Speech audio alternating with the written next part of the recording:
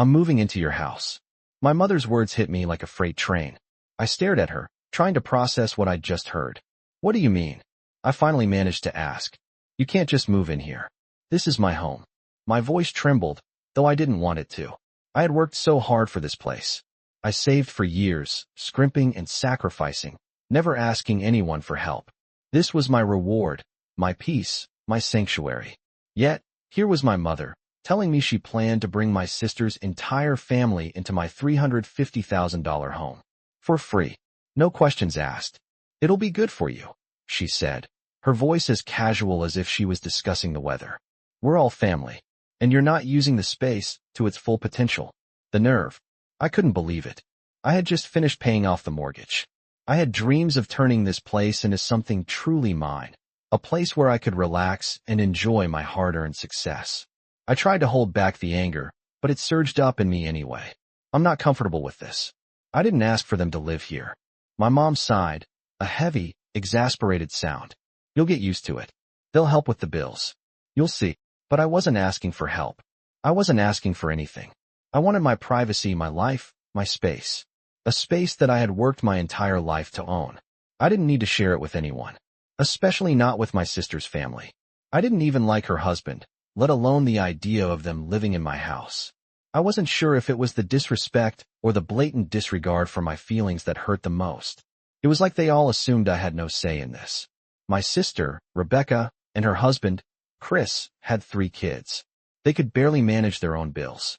They had no interest in working hard or contributing in a meaningful way. Instead, they relied on everyone else. I had already dealt with enough of their entitled attitudes over the years, but this was crossing the line. I clenched my fists, my heart pounding in my chest. I'm sorry, but no, I can't do this. This is my house, and I need it to be mine. My voice was steady, though my insides were a storm. The silence that followed was thick, suffocating. My mom looked at me as if I was a disappointment. You'll regret this, she said quietly, her eyes narrowing slightly. But I stood firm. I'm not changing my mind. After a long, tense pause, she sighed again and stood up. Fine, she said curtly. We'll figure something else out. But I knew, deep down, that this wasn't over. They would keep pushing, keep testing my boundaries. And I was left wondering how long I could hold my ground before they wore me down. I hadn't expected to face this kind of battle with my own family. It felt like everything I had worked for was being taken from me, piece by piece, without even being asked. The thought made me sick, but I wasn't going to give in. Not this time. The following days felt like a fog. I couldn't shake the conversation with my mother. Each time I picked up my phone, I saw missed calls from her. 79 missed calls. It was as if she was trying to force me into a decision, as if I had no choice but to comply. I didn't return the calls. I couldn't. I needed space to think, but the weight of the situation was suffocating. My heart pounded every time I thought about it. I sat at my desk, staring at the screen, but my mind kept drifting back to what my mother said. The house. My house. I had worked so hard for this place. I remembered the sleepless nights, the endless hours of overtime, the sacrifices. This house was my reward, my escape. But now, it felt like it was being ripped away from me. I tried to focus on work, but every time my phone buzzed, my stomach twisted. It was her again. I couldn't escape it. The realization hit me harder each time. My family didn't see me as someone with boundaries, someone who had worked hard for what she had. To them, I was just someone they could push around. I sat down on the couch, staring at the walls of the house. It felt empty, even though I was surrounded by furniture, pictures, and the things I had accumulated over the years. The walls seemed to be closing in on me. I could hear my mother's voice in my head, her calm tone, as if this was all so simple. But it wasn't. I had spent my entire life making sure everyone else was taken care of. Now it was my turn. I had earned this space. And yet, here I was, fighting to keep it. I called my best friend, Emily, trying to clear my head. She picked up on the second ring. Hey, what's going on? You sound off, she said. It's my family, I sighed, rubbing my eyes. They want to move in. My sister's family. Into my house. I didn't even get a say. Emily was silent for a moment before speaking. That's a lot, Sarah. Are they serious? I don't know anymore, I replied. It's like they don't even think I have a say. I've worked so hard for this place. And now they just think they can come in and take over. Have you talked to them about it? she asked. I tried, but they keep pushing. My mom says it'll be good for me, that I'm not using the space enough. She's acting like I'm being unreasonable.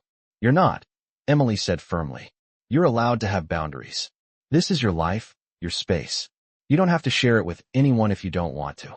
I let out a breath I didn't realize I was holding. Emily's words settled in me like a bomb. I knew she was right, but the guilt still gnawed at me. It was my family, after all. My mother. My sister. How could I say no? I spent the next few hours pacing around the house, my mind racing. It felt like I was trapped in a cycle, unable to break free. Every time I thought I had made up my mind, doubt crept in. What if they needed me? What if I was being selfish? The missed calls continued to haunt me, but I ignored them, hoping the pressure would ease. It didn't. I couldn't keep ignoring it. The decision needed to be made. I couldn't let my family dictate my life. Not anymore. The next morning, I woke up with a sense of dread that I couldn't shake. It wasn't just the missed calls from my mother or the growing tension between us. It was the weight of the decision that hung over me, making every small detail of my day feel heavier. I hadn't slept well. The night before, my mind constantly turning over the same thoughts, the same worries. How could they even ask me to do this? I had spent my entire adult life working to create a home that was mine.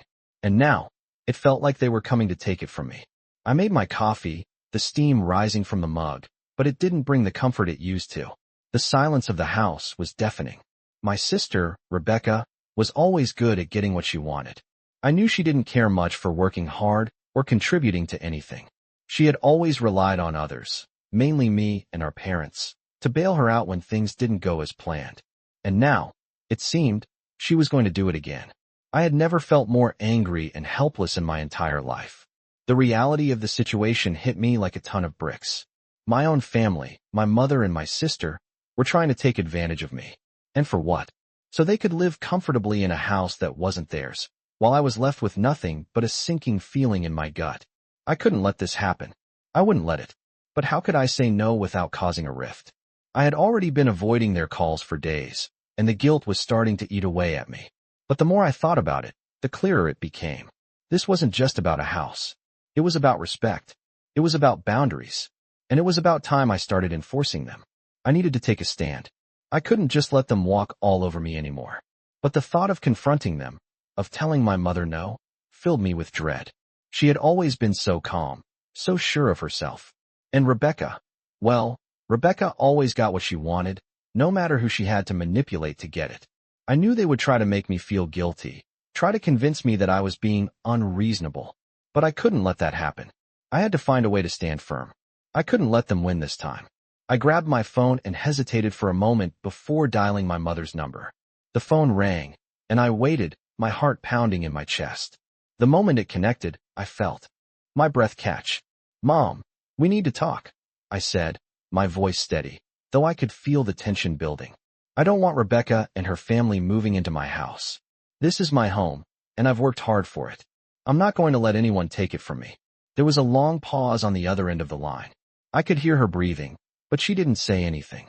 "Mom," I said, my voice softer now, a little unsure. "Why would you even think this is okay?" Finally, she spoke. "I just thought it would be a good opportunity for all of us, Sarah. You're not using the space, and Rebecca needs a place to stay. I need a place to stay too," I replied, my voice rising slightly. "I need my privacy, my life, my home. I'm not going to give that up for anyone." My mother was quiet for a moment, and I could feel the shift in the conversation. "I thought you'd understand," she said quietly. "We're family." "That's the problem," I said, taking a deep breath. "You're treating me like I'm just here to take care of everyone else. But I'm not doing that anymore. I'm done." My heart raced as I waited for her response. I could feel the weight of the decision hanging in the air, but I knew it was the right one. It wasn't easy, but I had to put myself first for once. And as I waited, I realized that this was just the beginning. The beginning of standing up for myself. The beginning of taking back control of my life. The following day, I sat down to write out everything I was feeling. I needed to organize my thoughts before I saw my family again. It wasn't just the house that bothered me anymore. It was the way my family treated me. The way they had always treated me.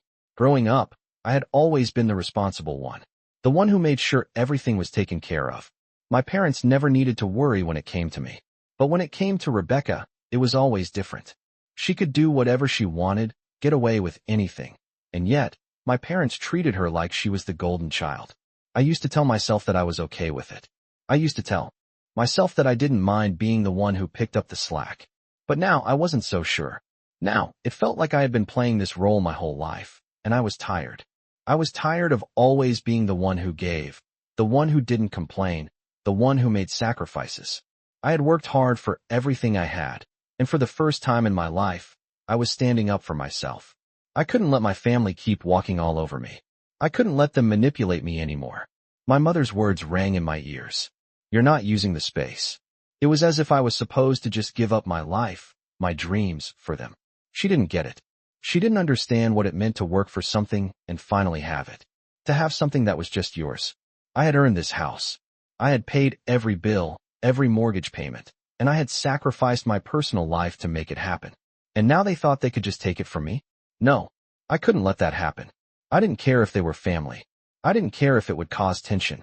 I had to protect myself. As I finished writing, I felt a sense of clarity. I had been giving so much of myself to everyone else, but I hadn't given anything to me. I hadn't taken care of my own needs, my own boundaries. It was time to change that. I stood up, the weight of the decision settling in my chest. I was ready to face them. I was ready to tell them the truth. It wasn't going to be easy, but it was necessary. The next time my mother called, I was going to stand firm. No more backing down. No more feeling guilty for wanting to live my life the way I wanted to. I had worked too hard for this, and I wasn't going to let anyone take it away from me. The phone rang again, and for a moment, I hesitated. But then I picked it up. Mom, I said, my voice steady. We need to talk about what you suggested. I could feel my heart racing, but I didn't let it show. I've made up my mind. I'm not going to let Rebecca and her family move in. This is my home, and I'm not going to give it up. There was silence on the other end of the line. I knew my mother was processing what I had just said. I waited, trying to remain calm. But Sarah, this is about family, she said, her voice soft but insistent. We're all in this together. I'm not saying I don't care about family, I replied. But this is my home. I've worked hard for it, and I'm not going to let anyone take it from me. My mother didn't respond right away. She was probably shocked. After all, I had never been one to stand up for myself like this. But I wasn't backing down. I understand that you want what's best for Rebecca, I continued. But I need you to understand that this is not the solution. This is my life, and I need to take control of it. Another long pause. And then, finally, she spoke. I don't agree with you, but I understand. The conversation didn't end the way I had expected. There were no harsh words, no yelling. But there was a shift. I had stood my ground, and for the first time, I felt like I was in control of my life. It wasn't over yet, but I knew I had made the right decision. The road ahead wouldn't be easy, but it was mine to walk. The days that followed were a whirlwind of mixed emotions. I had made my decision, but the aftershocks were far from over. The tension between my family and me lingered in the air like an uncomfortable silence, something neither of us could ignore. My mother didn't speak to me for a couple of days after our conversation, and when she finally did, her voice was colder than usual. I could feel the disappointment in her words, but I refused to back down. I couldn't let guilt control me anymore. I had done what was right for me, for my future. Still, every time I saw her number on my phone, I hesitated. But this time, I picked it up. Sarah, my mother said, her voice tight but controlled. We need to talk about this again. I took a deep breath, steadying myself. I've already told you my decision, Mom, I replied, trying to keep my tone firm. It's not going to change. There was a long pause. On the other end of the line, I could hear her breathing, as if she was choosing her words carefully. I understand, she said finally, though the words didn't sound like she truly meant them. But you have to understand, this isn't just about the house. It's about family. Rebecca needs help. I get that, I said, my patience thinning. But I can't just give up my life for her. I've worked too hard for this. My mother's silence stretched on for a while. It felt like she was trying to figure out how to make me feel guilty, how to make me second-guess my decision. But I wasn't going to budge. Not this time. Sarah, I don't want to lose you over this, she said softly, her voice cracking just a little. I'm not going anywhere, Mom, I said, my voice steady. But I have to live my life on my terms. I heard her sigh deeply, the sound heavy with resignation. I wish things were different, she whispered. I really do. I know, Mom, I replied, my heart aching at the words. But sometimes, things don't work out the way we want them to. After that conversation, things didn't improve overnight. My mother was still upset, and Rebecca, well, she wasn't happy either. She texted me a few times, trying to convince me that I was making a mistake, that I was being selfish. But I didn't respond. I couldn't let their manipulations work on me anymore. The guilt tried to creep back in, but I shut it out. I knew what I had to do. I spent the next few days focusing on my own life, working hard, making plans for my future. Slowly, I started to feel a sense of freedom, a sense of relief that I hadn't felt in a long time. I wasn't at the mercy of anyone anymore. I could finally breathe. The realization hit me like a wave. I wasn't just standing up for my house. I was standing up for myself. This was my time to take control of my life, to live it the way I wanted to. No one else had the right to dictate that. The next weekend, my mom came over to visit. I was nervous, unsure of how things would go. But when she walked in, it was like something had shifted. She wasn't as cold anymore. She seemed softer, as if she had come to terms with the fact that I was standing my ground. "I've been thinking," she said as she sat down at the kitchen table. "I don't agree with your decision, but I respect it. I just want you to be happy, Sarah." Hearing her say that was a relief. It wasn't an apology, but it was enough. I knew that things wouldn't be perfect between us right away, but maybe, just maybe, we could start to rebuild our relationship on new terms. As she left, she gave me a hug, something I hadn't expected. It wasn't perfect, but it felt like a step in the right direction. I closed the door behind her, feeling a quiet sense of accomplishment. I had made the right choice. And for the first time in a long while, I felt like I was in control of my life again. The days that followed were a whirlwind of mixed emotions. I had made my decision, but the aftershocks were far from over. The tension between my family and me lingered in the air like an uncomfortable silence, something neither of us could ignore. My mother didn't speak to me for a couple of days after our conversation, and when she finally did, her voice was colder than usual. I could feel the disappointment in her words, but I refused to back down. I couldn't let guilt control me anymore. I had done what was right for me, for my future. Still, every time I saw her number on my phone, I hesitated. But this time, I picked it up. "Sarah," my mother said, her voice tight but controlled. "We need to talk about this again."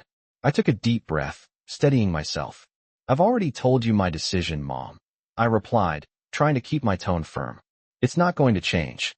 There was a long pause on the other end of the line. I could hear her breathing, as if she was choosing her words carefully.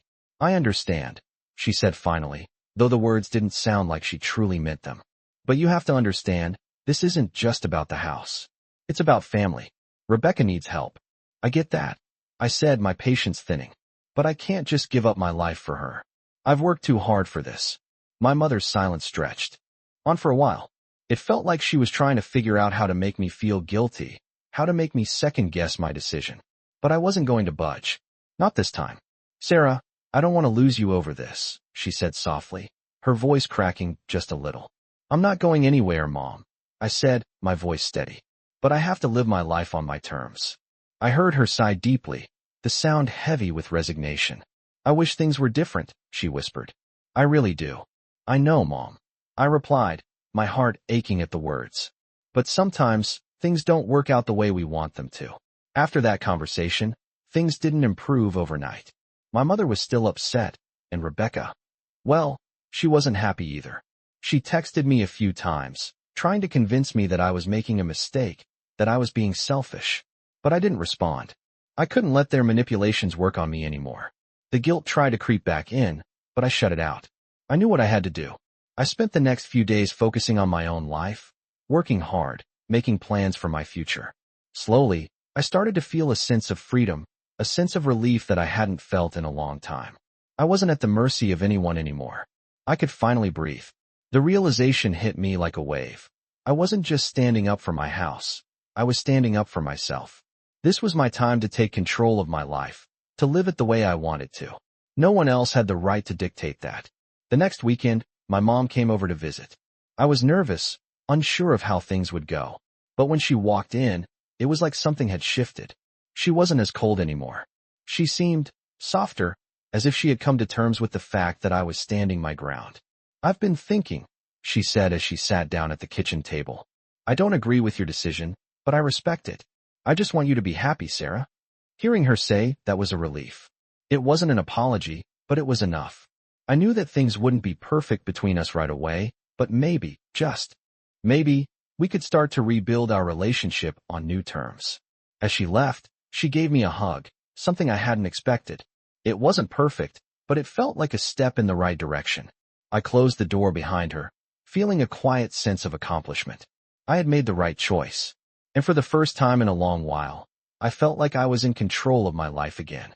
It had been a few days since my conversation with my mom, and I could feel the tension between us still hanging in the air. She hadn't mentioned it again, but I could tell she was still processing everything. As for Rebecca, I hadn't heard from her at all. I didn't know if she was giving me space, or if she was just waiting for the right moment to confront me. I wasn't sure which one I dreaded more. It was a Sunday afternoon when I finally got the call. It was Rebecca, and I could tell from the first ring that this wasn't going to be a friendly chat. "We need to talk," she said, her voice icy, and it felt like a direct challenge. "Okay," I replied, trying to keep my tone neutral, though my heart was racing. "What's on your mind?" "You know exactly what's on my mind, Sarah," she snapped. "You've made it clear that you don't want me or my family living with you. Well, I'm done being nice about it." I sighed. "Rebecca, I've already told you why this isn't going to happen. This is my house. I've worked too hard for it to just let you walk in and take over." "You think you're the only one who's worked hard?" she countered, her voice rising. "I'm just trying to make sure my family has a place to stay, and you're throwing it in my face." I felt my temper flare, but I knew I had to stay calm. "It's not about throwing anything in your face, Rebecca. It's about boundaries. It's about respecting my life and my choices." "Oh, so now I'm supposed to just respect your boundaries while you continue to live in your perfect little bubble?" she said, her voice dripping with sarcasm. "You don't even care that we need help." I gritted my teeth, fighting the urge to snap back. "I do care, but I can't give up my life for you. I've spent too many years putting everyone else first. I'm done doing that." There was a pause on the other end of the line, and I could feel the anger building between us. But I wasn't backing down. "I don't understand you, Sarah," Rebecca said, her voice softer now, but still filled with frustration. "You always act like you're so much better than the rest of us. But you know what? I don't need your charity." "This isn't about charity, Rebecca," I said firmly. "This is about me finally taking control of my life. I'm not going to let you manipulate me into giving up everything I've worked for." "You're so selfish," she muttered under her breath, but I could hear the defeat in her voice. I didn't respond. I didn't need to. There was nothing left to say. "Fine," she said finally, her voice resigned. "But don't expect me to ever forget this." "I don't need you to," I replied, my voice steady. "I'm doing what's best for me." We hung up, and for the first time in a long while, I felt at peace. I had stood up for myself. It wasn't easy, and it wasn't pretty, but I knew it was the right thing to do. I wasn't going to let anyone, not even family, walk all over me anymore. The tension between us wasn't over. I knew that, but I had taken the first step toward rebuilding my life on my terms. And for once, I wasn't afraid to keep moving forward. The weeks after that conversation felt like a slow rebuild. I didn't expect things to be smooth right away, but as time passed, I began to realize how much weight had been lifted off my shoulders. I no longer felt like I was constantly bending to the will of others. It was liberating, yet still, the thought of my family's disappointment lingered. My mother had stopped bringing up Rebecca's situation, and although there was an unspoken tension between us, I felt a shift. Maybe she finally understood that I wasn't asking for approval anymore. I was doing this for me. One Saturday afternoon, I went out to the backyard to get some fresh air. The sun was low, casting a golden light across the lawn, and I found myself just standing there for a few minutes, soaking in the peace. My phone buzzed in my pocket. It was a text from my mom. I spoke to Rebecca. She's upset, but she's not giving up. She's going to look for another place. I stared at the screen for a moment, not sure how to feel. I had no idea what to expect when Rebecca and I finally spoke again, but I knew it had to happen. I couldn't avoid it forever. I sat down on the porch, taking a deep breath before I dialed her number. It rang once, then twice. On the third ring, she answered. "Sarah," she said, her voice quiet. There was no anger this time, no sharp edge to her words. Just something else. "Hey," I replied, my voice steady. "How are you?" There was a long pause before she spoke again. "I've been better," she said. I could hear the hint of frustration, but there was something else too, resignation. I'm sorry, Sarah. I shouldn't have pushed you like that. My heart caught in my throat. I just didn't understand, she continued, her voice breaking slightly. I've always been able to rely on you. I never realized how much that hurt you. I didn't know what to say at first. The apology was unexpected. I had been prepared for anger, for resentment, but not this. It's okay, Rebecca, I said finally, my voice softening. It's just, I've spent my whole life helping everyone else. I needed to start helping myself. I know, she replied, her tone low. And I respect that. I sat back in my chair, letting her words sink in. It wasn't perfect, but it was progress. I've already started looking for a place, she continued. I didn't expect you to give me your house, but I thought I could count on you. I was wrong. You can count on me, Rebecca, I said, my voice firm now. But not at the expense of my own happiness. We all need to learn to stand on our own. There was another long pause. I'm sorry, Sarah. I should have understood that from the start. It's okay, I replied. We're just figuring it out. I'll make sure to find a place soon, she said. I'll work it out. I promise. After hanging up, I sat there for a while, reflecting. This wasn't the ending I had imagined, but it was a start. A real one. Maybe this was how things were meant to unfold. Maybe it was time for both of us to finally start living for ourselves, without expectations or guilt weighing us down. It wasn't going to be easy, but it was necessary. For the first time in years, I felt like I was moving forward. It wasn't just about the house. It was about reclaiming my life. I was learning how to say no when I needed to, and how to put myself first. It was hard, but I knew it was worth it. It had been a few weeks since I last spoke to Rebecca. I could still feel the weight of that conversation hanging between us, but there was also a sense of relief. She had backed off, and I had finally found my voice. My relationship with my mother had also shifted, though it wasn't perfect. We didn't talk about the house anymore, but there was a new understanding between us. For the first time in a long while, I wasn't constantly questioning my decisions. The guilt was starting to fade. As the days passed, I found myself focusing more on my own goals and less on the people who had taken so much from me.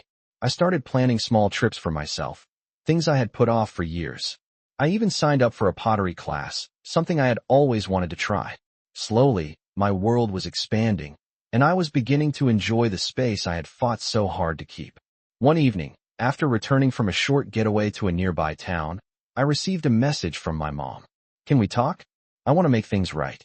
I read the text several times before responding. I had no idea what she wanted to say, but I was willing to listen. We agreed to meet at a local coffee shop the next afternoon. When I arrived, I saw my mom sitting by the window, her hands wrapped around a warm cup of coffee. She looked tired, but there was a softness in her eyes that hadn't been there before.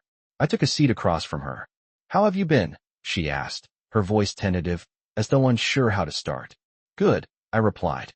I've been taking some time for myself, just focusing on what I want. She nodded, her gaze shifting down to the table for a moment. I've been thinking a lot about everything that's happened, she said quietly. And I realize now how wrong I was. I should have respected your boundaries from the beginning. Her words caught me off guard. I had expected more resistance, but instead, she seemed genuinely remorseful. It's been hard for me to accept, she continued, but I've realized that I can't keep relying on you. I've been so used to having you take care of everything, but I need to learn to let go. I felt a lump form in my throat. It wasn't easy for her to say that, and I knew it came from a place of deep reflection. It means a lot to hear you say that, Mom, I said, my voice shaky. I've needed to hear that for a long time. We sat in silence for a moment, both of us taking in the gravity of the conversation. I don't expect everything to change overnight, my mom said finally, but I want to do better. I want to be a better mother, a better person, and I want to be a better daughter, I replied, smiling softly. This wasn't easy for either of us, but I think we're both learning. She reached across the table and placed her hand on mine, a gesture I hadn't expected. It was the first time in a long while that we were both on the same page. Thank you for being patient with me, Sarah, she said. I'm proud of you. I know it hasn't been easy. I squeezed her hand, feeling a warmth spread through me. I'm proud of you too, Mom. We're both figuring it out. As we parted ways that afternoon, I couldn't help but feel that something had shifted between us. It wasn't perfect, but it was progress. I had taken control of my life, And now, it felt like my family was beginning to respect that. The journey wasn't over, but I knew I had made the right decision. And for the first time in years, I felt like I was finally living life on my own terms.